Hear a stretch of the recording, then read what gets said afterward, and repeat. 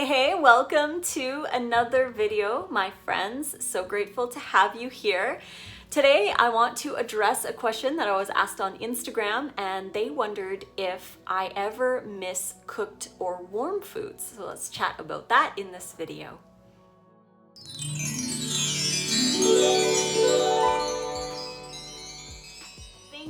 Thank you for joining me today. And if you're new to my channel, welcome. Don't forget to hit the subscribe button. And I do have 5 awesome raw vegan recipe books with over 300 oil-free raw vegan recipes, including 3 meal plans and an amazing dips and dressings book. So if you like dips and dressings, that one would be for you. You can find all of those links right here. These are ebooks, and the print versions are available off Amazon. The link's in the description box below. So cooked food and warm food, do I miss it? Well, so far I've been raw for 5.5 years, give or take. I went raw on September 12th, 2014, and I haven't had any cooked food except 3 times. I did have cooked food way back in the beginning. It would have been December of 2014, so about 3 months in, I tested, this was before I had YouTube channel or my Instagram or whatever. I was just testing it out and seeing what I would react to, or I guess, to a cooked day. I wanted to try a raw till 4 day. So of course I was vegan. I was 100% vegan, and I'm 100% vegan for the rest of my life. But I wanted to see how I would react to the cooked food. So I had a little bit, for a raw till 4 style day, and I had some cooked food. On my birthday, we went to this restaurant and they had like a vegan pot pie, but there was no wheat in it. It was just potatoes with some veggies in there, and I had some steamed Brussels sprouts and a salad. So it was half raw and then a little bit of cooked food. The cooked food, I could barely even finish. It was so heavy in my body, and I felt like there was kind of a rock, like I call it the restaurant rock. And I felt that I really didn't feel very good. The next day I broke out, and I also felt like I was heavily craving more potatoes, even though I didn't feel very good. I just wanted the dopamine hit from them. So that was one time. And then the other times that I did, the 2 other times, were in Mexico in January of 2015.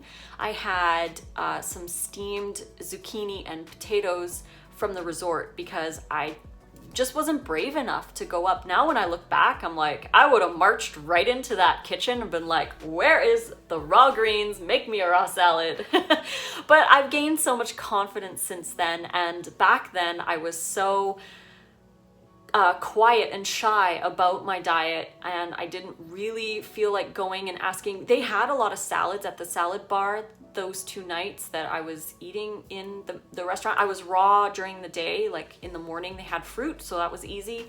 In the afternoon they had a salad bar, so I would just grab all the raw stuff and I'd eat like 3 salads just so that I wasn't hungry as much at night, but I was still hungry. And I did have to have the steamed vegetables because I was scared to go and ask for raw salads that didn't have animal products, because like I said, all of those salads were there, but they all had animal products covered them, and there was like fish and all.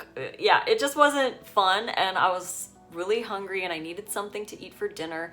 So I did end up having some steamed stuff, and again I had the same reaction, the restaurant rock. I broke out and I had cravings for more of the cooked food, and I just don't feel the same way, even though some people say like if you have a craving for something, it's your body needs it, but not necessarily. For the most part, I feel like cravings are your body's just looking for energy, and you're gonna crave what's gonna taste good, obviously. And B, if you're eating too high fat, then that's going to cause insulin issues and all of that. But I feel like cravings are just the body needing energy, and if you're craving cooked foods or junk foods or animal products, it's just the body saying, hey, I need energy, and I know you're gonna eat that because you like it. So, but anyways, so those were the times that I ate cooked food way back in the day. I haven't had anything so now it would be 5 and something years, because that was like right in the beginning.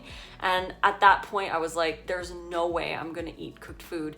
And it's like, you only enjoy it for like that moment that you're eating it. And then after a couple bites, it's like, why am I even doing this?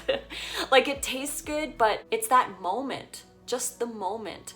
And I want my moments to be healthy and hydrating and feeling good. And I've always wanted that. So for the last 5 years, I haven't had any cooked foods. I don't want it in my diet anymore. I know how I'm going to feel. I lived 34 years eating cooked food. I know how I feel after I eat it. I know what it tastes like. I can remember some stuff, not everything, but if I was to have a craving for, say, a bagel with cream cheese, I could just imagine what it would taste like. It's fairly effective of a technique to imagine eating the foods that you're craving. If that's a technique that you want to try and explore, it works really well. But I just don't have any desire to eat the cooked food. Even when I make cooked food for Nate's son, I just don't want it. It smells good, sure, but I don't want to eat it because I can almost physically feel dry, and I physically feel like I know what I'm gonna feel like after it, because like I said, 34 years I ate cooked food. So now that I'm over 40, I don't want to go back there. I don't want to go back to that way of life anymore, and I don't crave like the warmth of the cooked food. And I never really did. Even when I was eating cooked food, I didn't want something warm and cozy, because for me it was just warming up. And I did raw 5 years in Canada when some days it was like -40 outside. So it was cold, and we didn't get a lot of awesome fruits. So I just basically lived on bananas and dates and romaine lettuce, tomatoes, lots of tomatoes. But I never really craved like warm stuff. And I think the reason why I didn't crave a lot of warm stuff in the beginning and even now is because my food isn't straight out of the fridge. If I do eat something straight out of the fridge, of course I'm gonna feel cold because you're eating cold food. But for the most part, the food stays on the counter. All the fruit's on the counter except for the berries, and vegetables too, like tomatoes and cucumbers, they are on the counter. Or I'll throw them in the dehydrator for a little bit to help them get back to room temperature.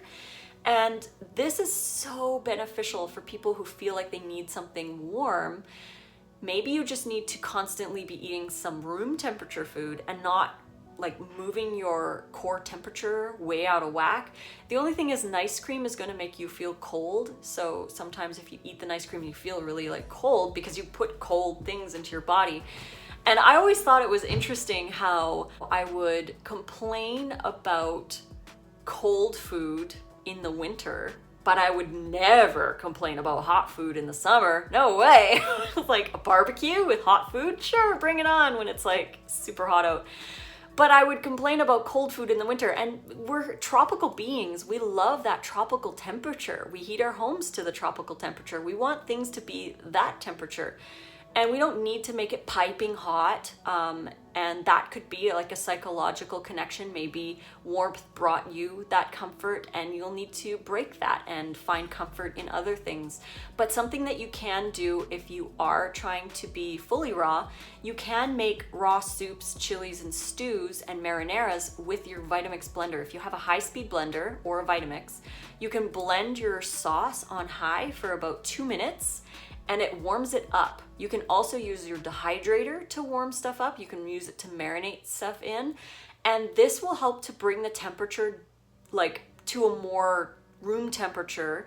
It's not gonna stay hot forever. Obviously, you're gonna have a couple sips and it's gonna be warm, but then it will gradually be room temperature. If in the middle of the winter you make a big giant salad with cold cucumbers, cold tomatoes, cold lettuce, and a cold dressing that you made earlier that's been sitting in the fridge, yeah, you're gonna be cold because everything is cold.